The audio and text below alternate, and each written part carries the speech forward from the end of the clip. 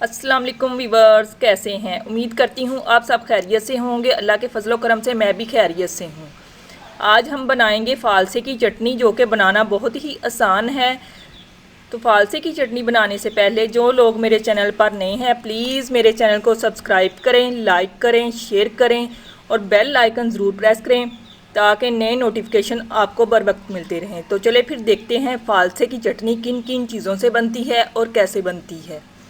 एक प्याली फालसे को मैंने अच्छी तरह धो के खुश्क कर लिया है।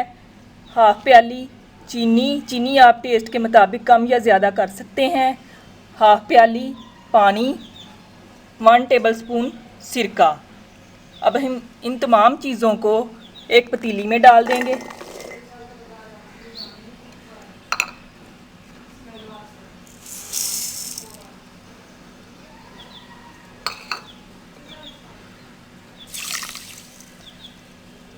अब 10 से 15 मिनट इसी पानी में फ़ालसे को भिगो के रखेंगे।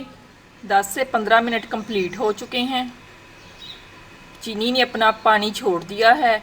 अब पतीली को चूल्हे पे रखेंगे और इसको गाढ़ा होने तक पकाएंगे और इसमें वक्फे वक्फे से चम्मच हिलाते रहेंगे।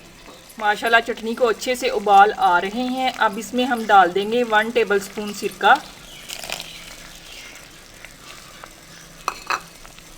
अब इसको चम्मच की मदद से मिक्स कर देंगे और अब इसको गाढ़ा होने तक पकाएंगे। माशाल्लाह इसे पकाते हुए मुझे 15 से 20 मिनट हो चुके हैं। देखें कितनी अच्छी तरह गाढ़ी हो चुकी है। अब पतीली को हम चूल्हे से उतार लेंगे।